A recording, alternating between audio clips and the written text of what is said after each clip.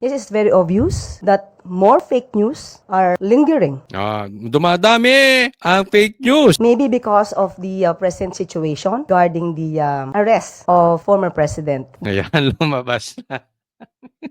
Ano yung mga fake news? Bakit dumadami yung fake news? Dahil yung mga nagbablog patungkol sa pagka-aresto kay Tatay Digong. Alam mo na agad kung saan tutungo eh. Di ba? Huli o huling-huli. Sabi ko sa iyo, sa kadaldalan nitong Allen na ito, pinalaglag niya. Sa bagay, may utos to ng amo niya. Tatahol ba to kung hindi siya pinatatahol ng amo niya? Di ba? Obvious. Ano yung fake news sa kanila? Yung nagde-declare na illegal arrest yung ginawa kay Tatay Digong. Bakit dumadami? Dahil sa pagdami nung pagko-cover doon sa illegal arrest kay Tatay Digong. Tinukoy niya na eh. Di ba? Ay, sino yun? Di mga DDS vloggers, yung mga naniniwala na illegal ang arrest ni Tatay Digong.